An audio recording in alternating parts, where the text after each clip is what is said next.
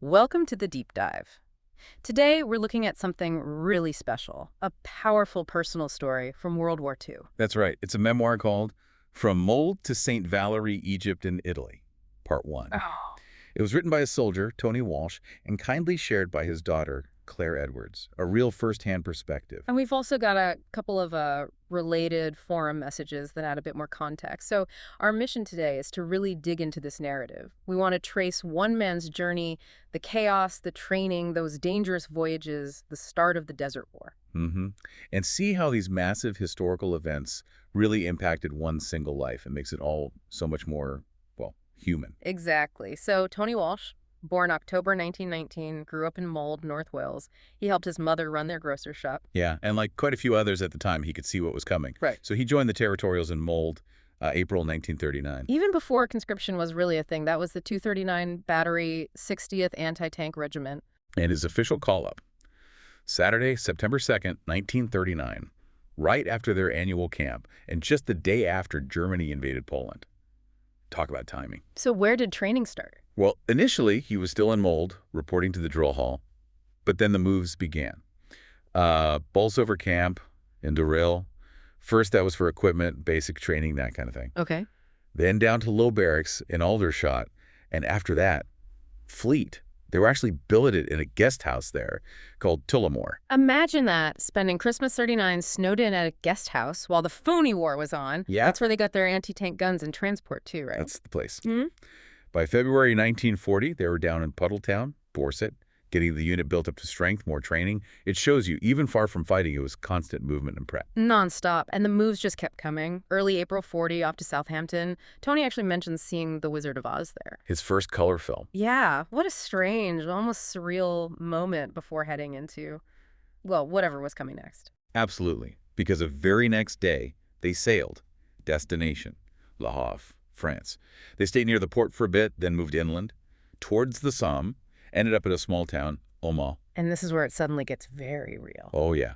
They took a position, started digging in the anti-tank guns. They were expecting Rommel, his 7th Panzer Division. Wow. Tony describes heavy dive bombing. And then, their first actual contact with German troops.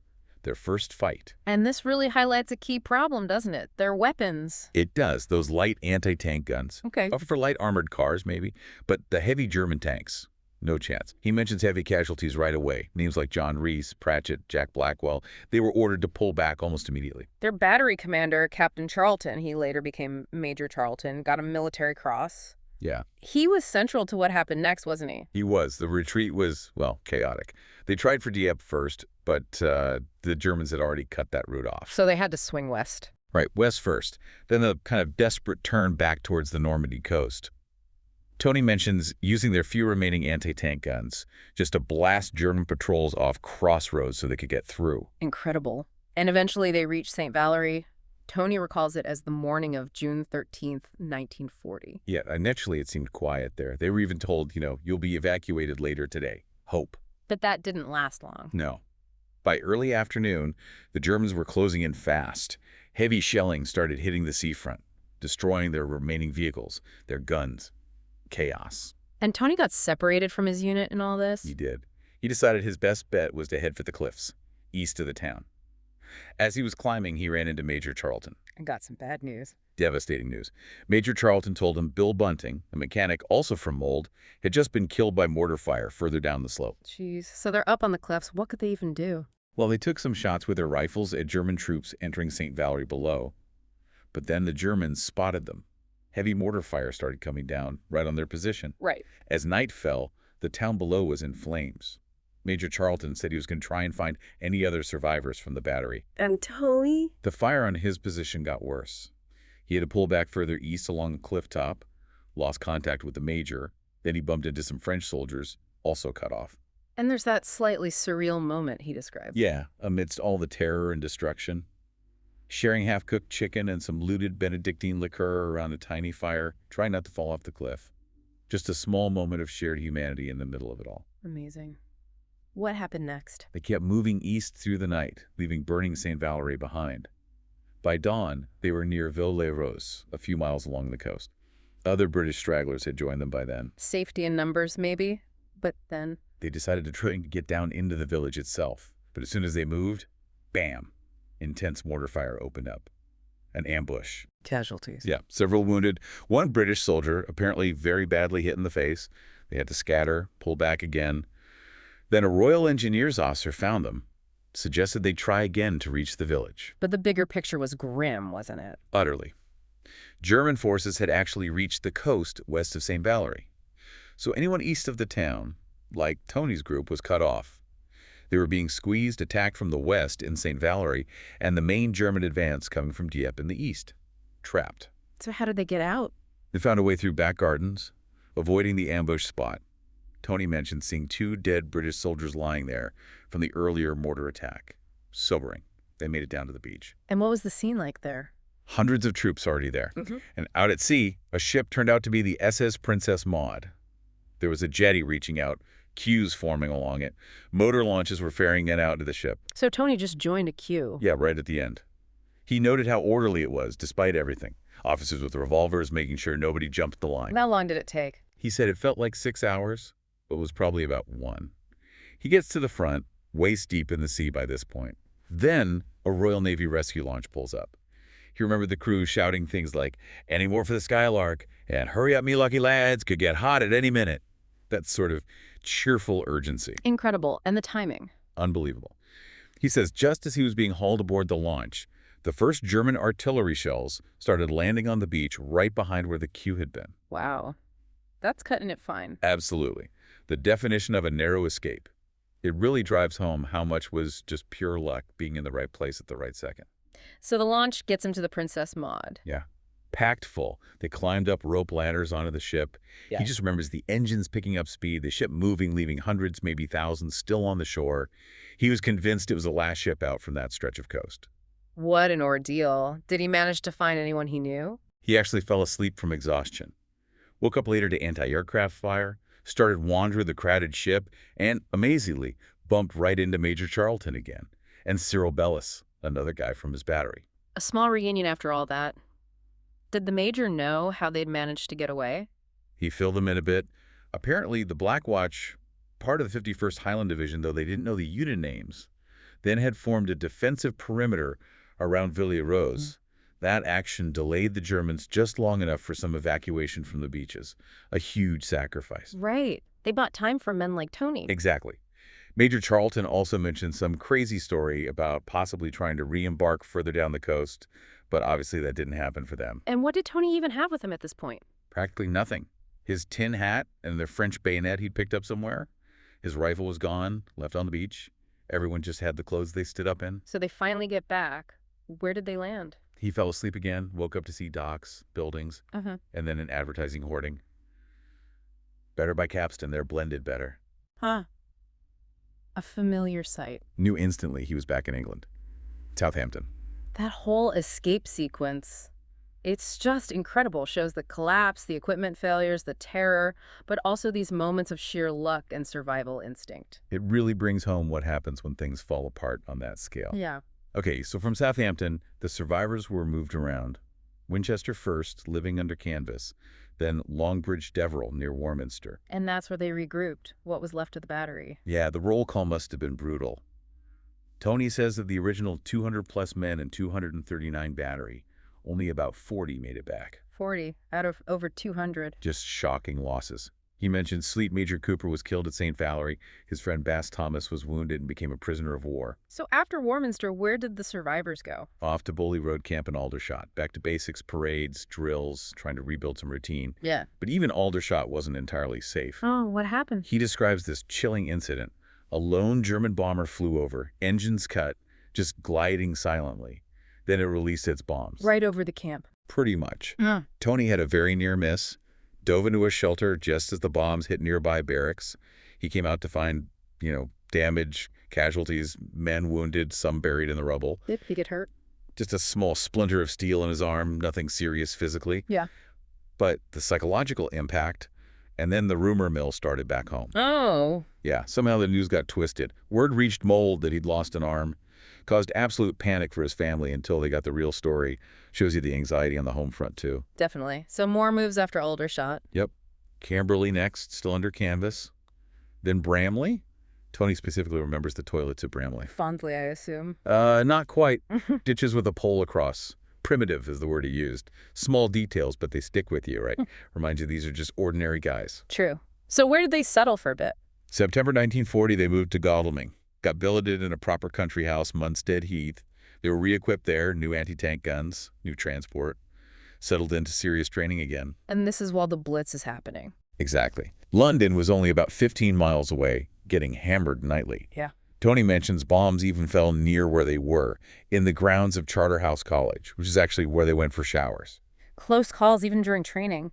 He also mentions a worrying incident within the unit around this time. Yeah, quite disturbing.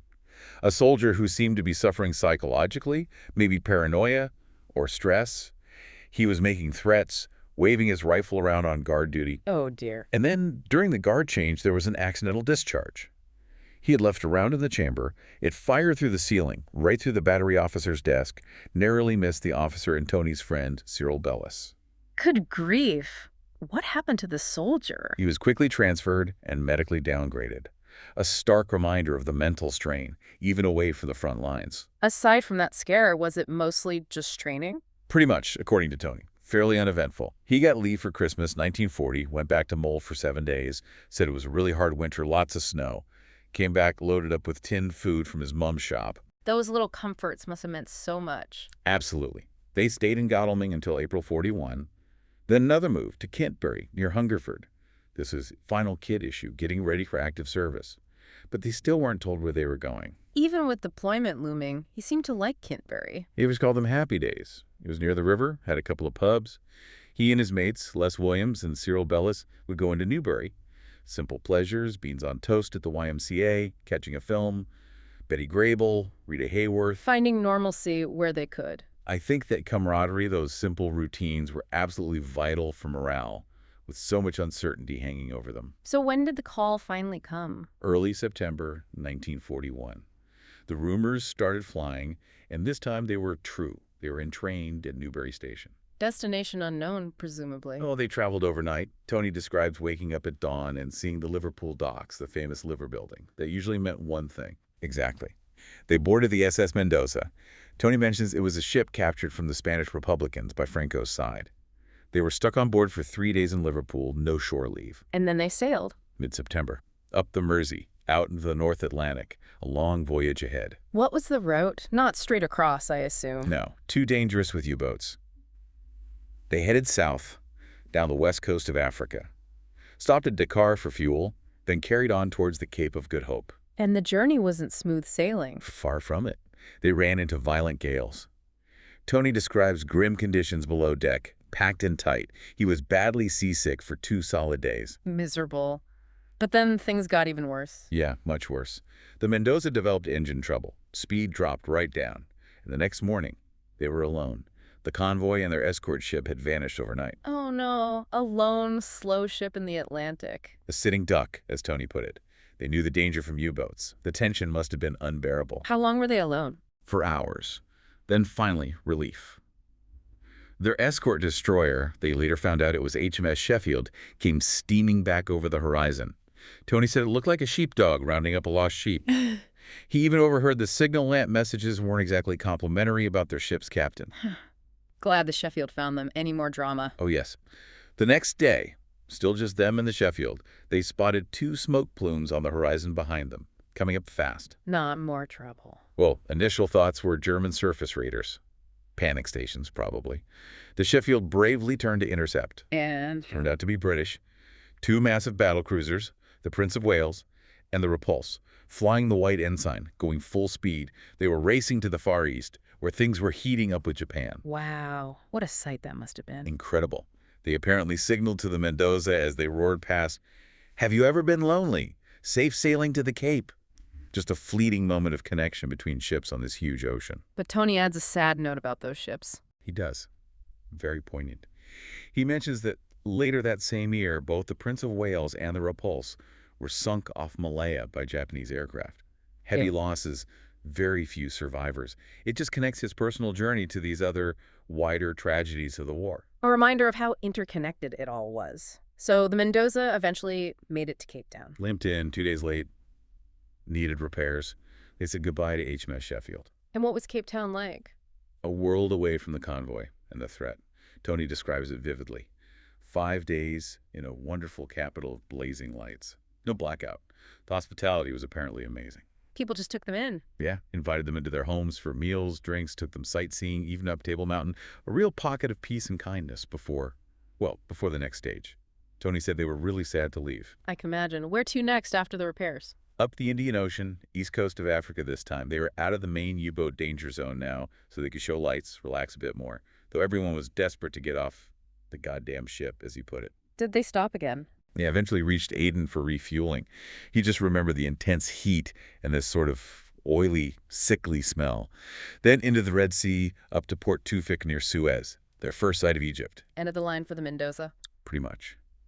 Celebrations on board that the long, risky voyage was over. Then disembarking, hit by what Tony calls unbelievable heat, weighed down with all their kit, drenched in sweat. Welcome to Egypt. Quite the introduction. How did they get inland? Packed onto a waiting steam train. Hard benches, no windows apparently. Chaos. But Tony remembers the squatties making jokes, doing farmyard impressions to keep spirits up. Where did the train take them? Hours later, they arrived at Amaria camp. Under canvas, out in the desert, about 10 miles from Alexandria. What was Amaria like? They stayed there for 2 or 3 weeks. Managed occasional trips into Alexandria. He remembered it being cool in the evenings, good food, beer. We mentioned Sister Street, the red light district, if you were willing to take the risk. Right, and then orders came. Yep. Their anti-tank guns and transport finally caught up with them. The order came. Move west. Along the coastal road into the western desert. What was the situation there late in 1941? At that exact moment, Rommel and the Africa Corps had actually pulled back quite a way to a place called El Aguila. Tony's unit's advanced patrols made first contact with the enemy on Christmas Day, 1941. He mentions talking to some troops around then. Yeah, some New Zealanders who were rotating back for a rest. One of them gave him this classic, wildly optimistic prediction. Something like, "You'll be all right, mate. You'll be home by March. Jerry's only got a couple of dozen tanks left." Famous last words. Tony just dryly adds, "Little did we know," because that stalemate didn't last long at all. Rommel attacked. January 42. He'd been heavily reinforced with tanks shipped into Tripoli. He hit hard. Tony's unit had clashes, took their first casualties in the desert, then began a fighting withdrawal eastward, stage by stage. Heavy losses again. Sadly, yes. He lists 2 officers, 2 sergeants, 7 gunners killed, many more injured just in that phase. They fell back towards Gazala, near Tobruk.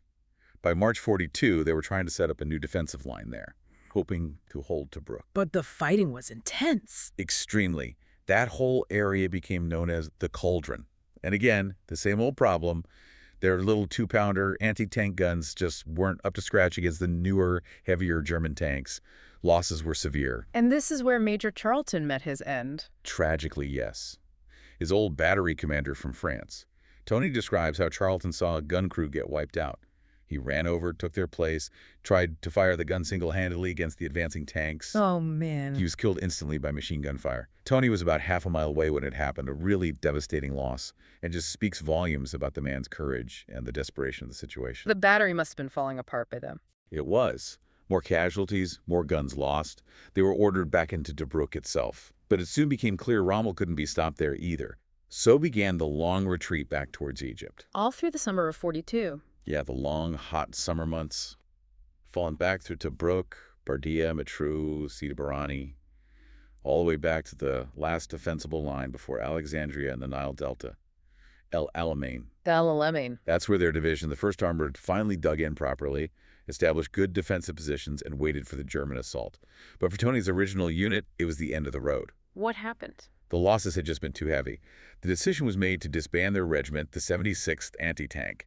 The survivors, the remaining personnel, were posted to other units. So Tony ended up somewhere else. Found himself in a transit camp, and then got orders to join the 4th Field Regiment, Royal Artillery. They were equipped with the big 25-pounder field guns. That unit later became part of the famous 7th Armored Division. The Desert Rats. The Desert Rats themselves. But it meant saying goodbye to his mates, Les Williams and Cyril Bellas. After everything they'd been through since Kintbury, maybe even earlier, they went their separate ways. Wow. That second part of his journey. The scale is immense. Across the globe by sea, the brief joy of Cape Town, then plunged straight into that brutal desert war, the constant movement, the losses, the equipment problems, units breaking up. It's relentless. It really paints a picture of the ebb and flow of that campaign and the personal cost. Before we finish, though, there's that interesting little point from the forum messages that came with the memoir. Ah, yes, about the date at St. Valerie. Right. Someone named Fred Hoxton pointed out that Tony remembered reaching St. Valerie on June 13th, 1940. But Hoxton notes the main surrender of the 51st Highland Division there actually happened on June 12th. So, a possible discrepancy. Potentially. Yeah. Claire Edwards, Tony's daughter, responded. She said she'd wondered about that date, too, having seen other accounts maybe suggesting the 11th or 12th for the key events around Vaux-les-Roses and the Princess Maud evacuation. It's tricky with memory years later. Exactly. She points out her father dictated this account many years after the war, so it could be a simple memory lapse or maybe even a slip when it was transcribed. He's no longer around to clarify, sadly. She mentions another source suggesting the bombing and evacuation attempts might have been around June 11th. It's a small detail, but it's a good reminder, isn't it? Even with incredibly vivid personal accounts like this, memory isn't perfect. Time, perspective, it all plays a role. We have to consider the source. Absolutely. It adds another layer to understanding these historical narratives. So we followed Tony Walsh in this deep dive. Quite a journey. From that grocery shop in Mold, North Wales, To facing panzers in France, that incredible escape from the Normandy beaches. across oceans, dealing with storms and engine failure, the amazing welcome in Cape Town. And then straight into the furnace of the Western Desert. Fighting Rommel, losing comrades, seeing his unit disbanded, and finally ending up with the desert rats at El Alamein. It's these personal stories, isn't it? They just make history feel so immediate, so real. You feel the fear, the exhaustion, the small moments of relief or connection. Absolutely. It brings the massive scale of the war down to a human level. The bravery, the loss, the sheer endurance. And Tony Walsh's story, as compelling as it is just one thread from millions in that global conflict. It really makes you think, doesn't it? How many other stories like this are out there? Untold deep dives just waiting to be uncovered, maybe in your own family history, your local community, or just less explored parts of history. What insights are still hidden away?